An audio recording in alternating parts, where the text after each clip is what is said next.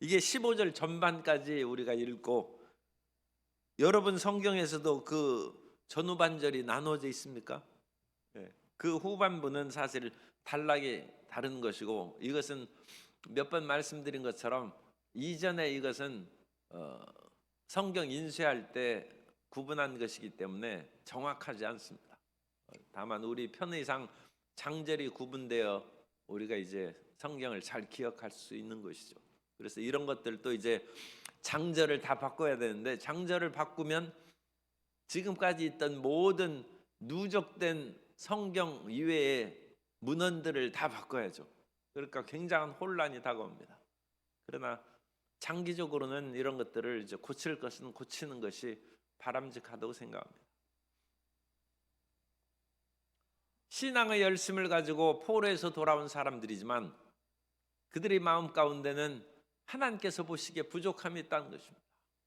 그들의 순수한 신앙이 천년을 가기 때문에 하나님께서는 그들이 형식적인 예배, 위선적인 금식을 금하고 안식일을 제대로 지키라고 말씀하시고, 59장 1절부터 8절까지는 그들이 사회적인 여러 가지 불의와 악, 공의와 정의를 멀리한 것에 대해서 책망하셨습니다. 세상에서는 여전히 목소리가 큰 사람이 이기는 일이 많이 있습니다. 그래서 그들의 포악한 사람들이 행악하기가 빠르고 무죄한 피를 흘리기에 신속하다는, 그 생각은 악한 생각이라 황폐와 파멸이 그 길에 있다고 59장 7절에서 말씀하신 것입니다. 그런데 이와 같은 죄악의 지적으로 말미암아 59장 9절부터 이제 15절 전반부까지는 우리가 한동안 공의가 없고 정의가 없이 살아보니까 못 살겠더라는 거예요. 일부 사람들은 공의와 정의를 무시해버리면 자기가 편합니다. 자기가 감옥 안 가는데 편하죠. 그러나 그것으로 인하여 다른 사람들, 특히 대부분의 올바르게 살려는 국민들이 피해를 보는 것이고 고통을 당하는 것입니다. 그러므로 소크라테스는 나는 무죄하다는 거예요. 그 당시 소크라테스는 청년들을 미혹했다는 죄로 그야말로 재판장에 넘어져서 사형 선고를 받았어요. 우리가 동양에서 4대 성인이라고 이름하는 그런 소크라테스가 죄악으로 말미암아 사형 선고를 받는 것이 오늘날 보기에도 그게 이상한 것이죠. 그런데 그 당시 사람들은 자기들의 포악과 자기들의 주장을 위해서 억울한 사람의 피를 흘리는 거예요. 그런데 그것으로 인하여 얼마 지나지 않아 아테네는 스파르타에 멸망하고 맙니다. 정의와 공의가 사라진 나라는 파멸되고 멸망되는 것입니다. 하나님께서 이와 같은 여러 가지 죄를 지적할 때 그 사람들이 짧은 기간이기는 하지만 공의와 정의가 사라진 것이 너무 힘들고 어둠 속에 우리가 산다. 그러므로 9절에 그러므로 공의가 우리에게서 멀고 정의가 우리에게서 멀고 공의가 우리에게 미치지 못한즉 우리가 빛을 바라나 어둠뿐이요 밝은 것을 바라나 캄캄 가운데서 행한다고 말씀하고 있습니다. 사람들이 어둠 가운데서 살아가는 것은 맹인이 맹인을 인도하는 것이다. 그래서 예수님께서는 이 땅에 오셔서 예수님을 바라보고 예수님을 알아보지도 못하는 당시 바리새인과 서기관들이 백성들을 지도하는 것을 보고 맹인이 맹인을 인도하는 것이니 결국 너희 둘 다 구덩이에 빠진다는 것입니다. 마태복음 11장 3절 이하에 보면 주님께서 맹인의 눈을 뜨게 해 주셔서 하나님의 역사를 나타낸 것을 말씀하고 있습니다.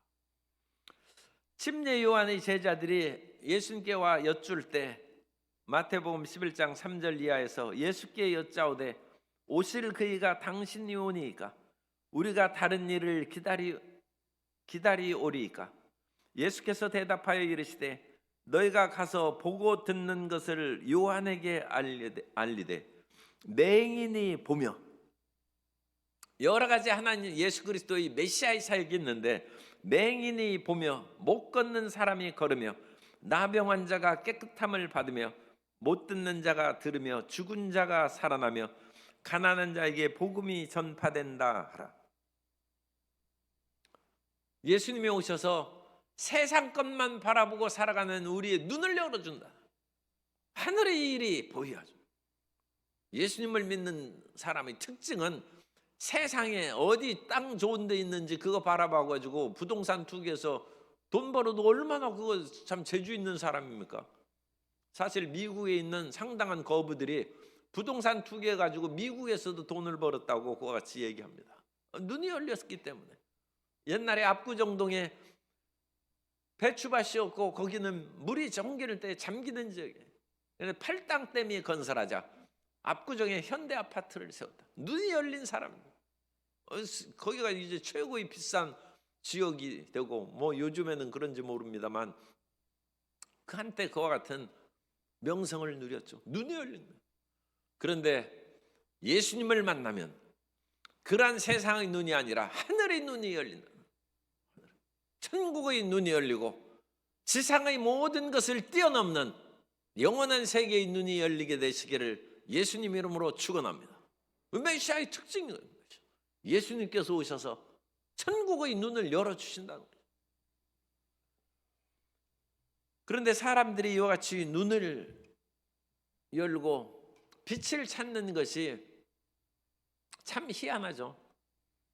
어둠 속에서 그와 같이 죄 짓고 살면 편안하고 괜찮을 것 같은데 우리가 왜 빛을 찾는가? 빛이 밝으면 눈이 부시잖아요. 그런 것처럼 우리 죄악된 마음이 피곤하다는 얘기. 캄캄한 데는 죄악의 일을 거두기 위해서 사람들이 죄를 지으면 대부분 음침하고 은밀한 곳에서 일을 행하죠.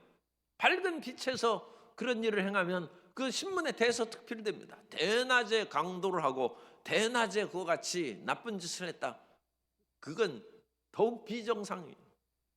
사람들은 어둠 속에서 죄를 짓는데도 불구하고 죄악된 인생이 빛을 사모하고 그리워한다는 것이 참 놀라운 것이죠. 사람들이 빛을 사랑하는 것에 대해서 인간의 본성에 대한 그런 견해가 몇 가지가 있는데, 그 가운데 성악설이 있고 성선설이 있고 타블라라사, 그래서 인생은 백지 상태로 태어난다 하는 세 가지 설을 우리가 볼 수 있어요. 성선설은 인간이 본래 선을 찾아서 살아가게끔 태어난다.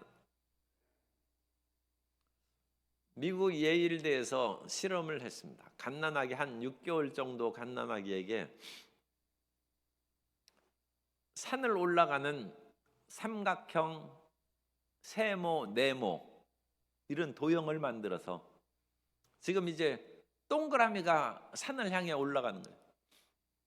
그런데 동그라미가 산을 향해 올라갈 때 네모된 것이 노란색으로, 빨간 동그라미가 산을 올라갈 때 노랑 네모가 뒤에서 받쳐주고 밀어주는 거예요.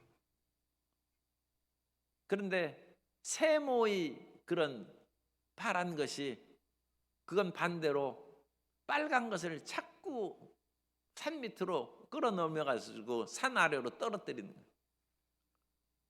이런 모습을 아이에게 보여주고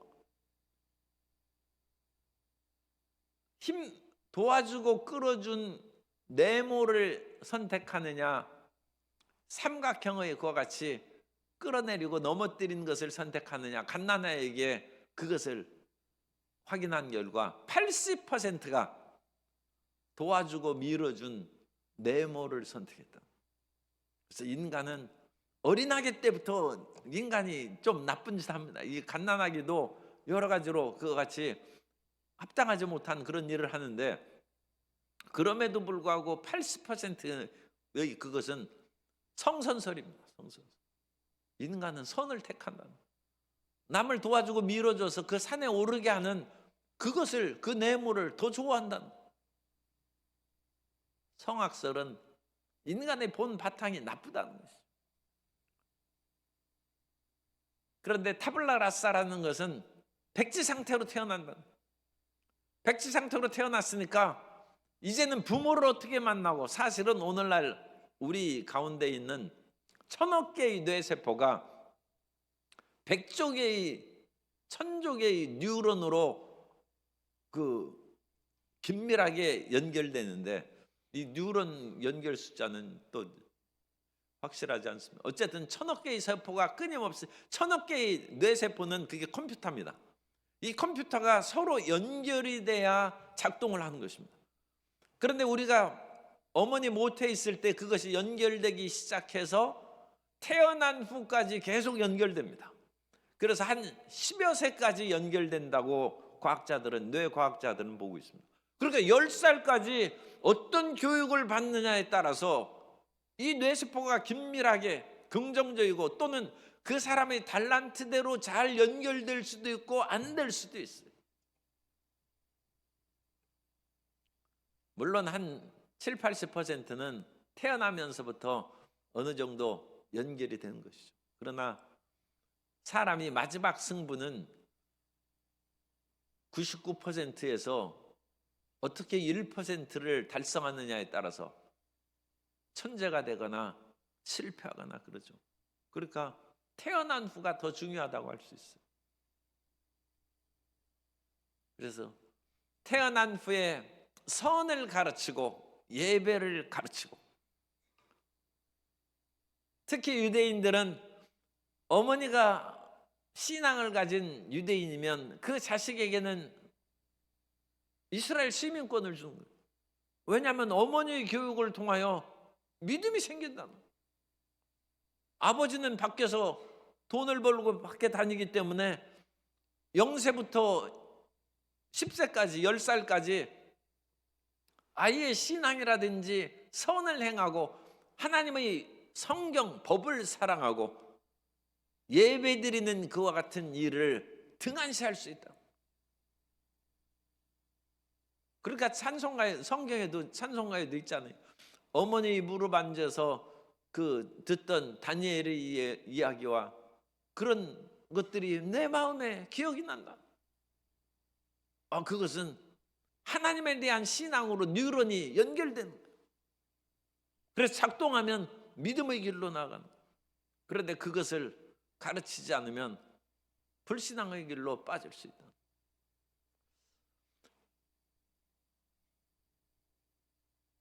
옛날 윤리 교과서에서는 기독교는 성악설이라고 가르쳤는데 그것은 잘못된 것입니다.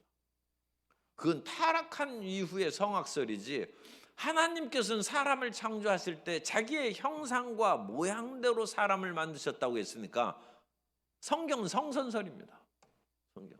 하나님은 원래 인간을 하나님의 거룩하고 사랑의 속성으로 인간을 만드셨다는 거예요. 그러므로 우리 모든 사람들은 본래가 선한 것입니다. 그런데 본래가 선한데 세상의 여러 가지 일들로 말미암아 악해지고 잘못된 길로 빠져나간다. 그래서 그것을 바로잡아주는 선지자적인 메시지가 필요하고, 그 예언적인 메시지를 받아들여서 그 마음이 돌이키면 그게 회개죠. 그러면 구원의 역사가 있다.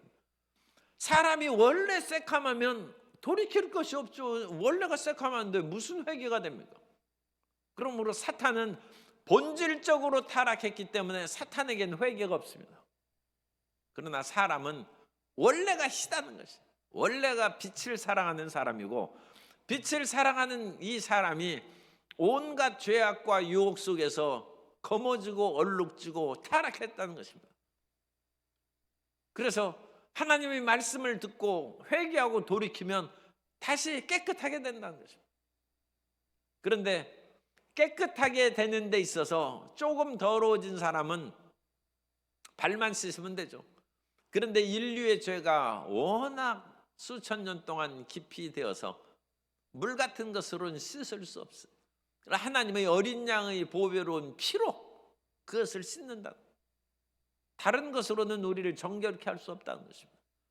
하나님께서 오죽했으면 우리 죄를 사하고 하나님의 창조적인 올바른 모습으로 돌이키기 위해서 그 아들을 보내셨겠습니까?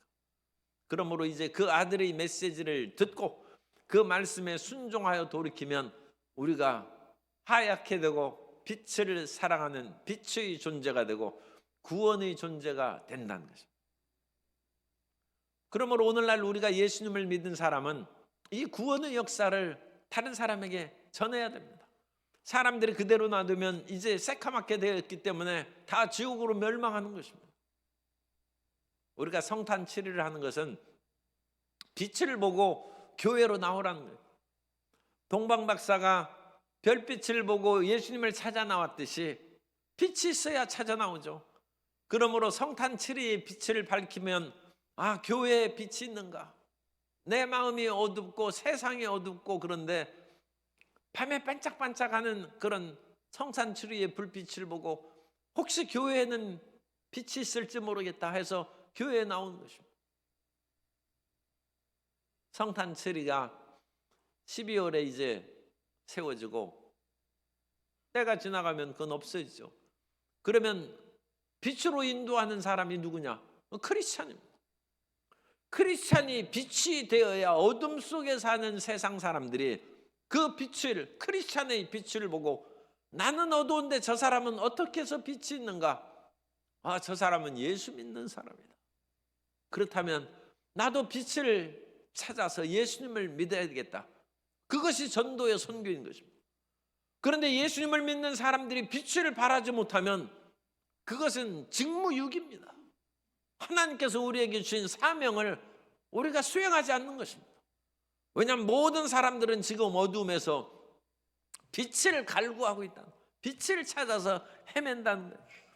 그래서 우리가 이 빛을 찾아서 헤매고 맹인같이 우리가 빛이 없으니까 담을 더듬고 대낮에도 황혼대같이 넘어지고 그렇게 형편없이 살아간다는 것입니다. 그러면서 이 백성들이 슬피 울는데 이런 독특한 표현은 구약에서는 이제 별로 없습니다. 우리가 곰같이 부르짖으며 비둘기같이 슬피 우는 것은 성경에 여러 번 나옵니다. 그런데 곰같이 부르짖는 것은 이제 거의 없죠. 그런데 성경에 보면 이제 차라리 새끼를 빼앗긴 암곰을 만날지언정 미련한 자를 만나지 말라고 그렇게 했는데 이 곰이 새끼를 잃어버렸으니까 얼마나 울부짖고 찾아다니겠습니까? 그런 곰 만나면 정말 큰 봉변을 당한다는 것이죠. 울부짖고 다니는 곰. 그것처럼 우리가 어디에 빛이 없는가 울부짖고 다닌다는 거예요. 세상에 수많은 사람이 정치가에서 빛을 찾으려고 했다가 실망하고 경제적인 지도자들에게 빛을 찾으려 했다가 실망하고 그리고 나오는 것이 교회입니다. 여기저기 다니다가 교회에 나왔는데 교회도 마찬가지다 그러면 그 잘못을 우리가 어찌 감당하겠습니까? 우리는 교회의 빛으로 충만하고 우리 자신이 서로 미워하고 질투하고 다투고 교만과 자기 자랑과 정욕의 죄악에서 벗어나서 거룩하고 경건한 빛으로 충만하게 채움받아야 될 줄로 믿습니다. 그래서 이와 같이 부르짖고 회개하니까 12절부터 15절까지는 회개의 기도입니다. 빛이 없어가지고 몸부림치며 다니다가 그 회개를 하는 그 역사가 12절에 우리의 허물이 주 앞에 심히 많으며 우리의 죄가 우리를 쳐서 증언하오니 같은 말입니다. 허물과 죄. 그래서 사람이 곤고함을 당하면 비로소 내가 잘못했습니다 하고 천부의 의지 없어서 손들고 나오는 것이고 옛날에도 이제 집을 나간 그런 사람들이 있어요. 그럼 거기에서 밥도 못 먹고 입을 곳도 없고 잘 곳도 없고 그렇게 살다가 다시 집으로 돌아오는 거예요. 내가 허물과 죄가 많겠어. 그래가지고 그게 돌아온 탕자 이야기입니다. 내 인생 내가 한번 살아보고자 나갔더니 그야말로 멀리 갔더니 처량하고 고나요. 살 길이 없다는 거예요. 그런데 오늘날에는 멀리 가면 그야말로 독수리가 어린 닭을 채가듯이 세상에 흑암의 세력이 채가버려. 무서운 세상입니다. 돌아올 수가 없어요. 자기는 돌아오려고 했는데 이미 악의 손길이, 악의 마수가 그 사람을 죄악의 구렁텅이에 빠뜨리고 온갖 줄로 얽어매서 못 나오게 한다. 이런 세상의 잘못된 것들, 그런 것들을 이제 제거하는 것이 정말 사회 정의가 세워지는 또한 길입니다. 그런데 어쨌든 그런 현대의 죄악은 일단 둘째로 하고, 우리가 우리 허물과 죄를 자백하여 하나님께 나아가는 것입니다. 그래서 우리 죄악을 우리가 아나이다. 뭐 어떤 죄악입니까? 13절, 우리가 야훼를 배반하고 속였으며. 하나님 앞에 배반하고 속인 것은 뭡니까? 하나님 이번만 도와주시고 기도 응답하시면 절대로 제가 세상으로 향하지 않겠습니다 하면서 여전히 세상의 죄악에 빠졌어요. 하나님 속인 거예요. 하나님 나 한 번만 살려주면, 내 건강을 회복시키면 다시 육신의 정욕, 안목의 정욕, 이생의 자랑으로 빠지지 않겠습니다. 살려주십시오. 그래서 하나님이 살려주셨어요. 하나님을 배반하고 여전히 세상의 죄악 가운데 살고 있어요. 하나님을 속이는 것입니다. 그래서 야훼를 배반하고 말씀을 거역한 것이 배반입니다. 말씀을 거역하고 하나님 앞에 우리가 드리는 기도를 스스로 폐기시킴으로 하나님을 속이고, 그 다음에 나타난 것은 사람에 대한 얘기입니다. 하나님을 따르는 데서 돌이켜 포악과 패역을 말하며 거짓말을 마음에 잉태하여. 이것은 이제 사람에 대한 그런 얘기인데, 현대인의 성경으로 제가 이사야 59장 13절을 읽어드립니다. 이사야 59장 13절을 현대인의 성경으로 읽어드리면, 우리는 주를 배반하고 거역하였으며, 하나님에 대한 죄죠. 주를 따르기를 거절하였습니다. 그 다음에는 우리가 다른 사람들을 괴롭히고 악한 것을 생각하며 거짓말을 하였습니다. 하나님에 대한 죄, 사람에 대한 죄. 그래서 우리가 최소한 10계명을 지켜야 된다는 것입니다. 결국 이름으로 말미암아 하나님께 범죄하고 사람에게 죄를 지으니까 정의가 14절입니다. 뒤로 물리침이 되고 공의가 멀리 섰으며, 정의와 공의가 사라져버렸어요. 이제는 목소리 크고 힘 있는 사람이 이기는 정글 시대가 돼요. 그건 인간의 사회가 아니죠. 그건 짐승의 세계가 됩니다. 그래서 포악하고 난폭하게 악을 행하는데 빠른 사람이 먼저 선점하는 거예요. 그러므로 15절에 비극적인 상태가 15절 A에 나와 있죠. 성실이 없어짐으로 악을 떠나는 자가 탈취를 당하는도다. 아주 비극적인 사회가 됐어요. 그것은 성실이 없어짐으로 악을 떠나서 올바르게 살려고 하는 사람이 오히려 탈취를 당하고 억울함을 당하고 빼앗김이 된다는 거예요. 선한 사람을 약탈해 먹는 시대가 된다는 거예요. 선한 백성들이 고열을 빨고, 이건 춘향가에도 나오죠. 금준미주는 천연혈이라는 거예요. 당신이 지금 금잔에 마시는 술은 백성들이 피라는 거예요. 옥반가요는 만성고라. 당신의 상의에 있는 기름진 음식은 백성들의 기름이라는 거예요. 이것이 성실이 없어짐으로 악을 떠나는 자가 탈취를 당하는다. 그래서 이런 험악한 사회가 됐어요. 그런데 이런 험악한 사회에서 일부라 할지라도 하나님 앞에, 주님 우리가 정말 잘못했습니다. 우리가 곰같이 울부짖고 비둘기같이 슬피웁니다. 하나님 우리를 고쳐주시고 이 사회를 회복시켜 주십시오. 성경에 죄를 지적했어요. 앞에 우리가 어제와 엊그제 죄를 지적했어요. 그리고 그 죄가 자기 마음 가운데 정말 내가 죄가 있구나, 그걸 깨달아야 돼. 아무리 죄를 지적해도 나 죄 없다 하면 그건 무의미한 거예요. 그것은 아무리 설교해도 귓등으로 흘러가 버리는 거예요. 그런데 이 백성들이 정말로 내가 잘못했구나, 그것을 깨닫고 오히려 이 험악한 세상 성실히 행하는 사람이 탈출을 당하고 강탈을 당하는 그런 세상이 됐으니 하나님 이것을 고쳐 주옵소서. 그러자 15절 후반부터 하나님의 고치심, 구원의 역사가 나타나. 죄를 지적하는 것은 우리를 회개케 하기 위함이고 회개하면 하나님께서 고쳐 주십니다. 그래서 회개하라는 거예요. 그 회개하라는 것은 우리를 부끄럽게 하려는 것이 아니라 우리를 고치기 위한 거예요. 회개하면 우리 마음이 고쳐지고 몸이 고쳐지고 산업이 고쳐지고 기업이, 우리의 모든 사업장이 다시 회복되는 은혜의 역사가 나타나는 것입니다. 하나님의 이 은혜 가운데 모든 것이 회복되고 만회되어서 더 하나님의 일에 열심히 하는 성도님 되시기를 예수님 이름으로 축원합니다.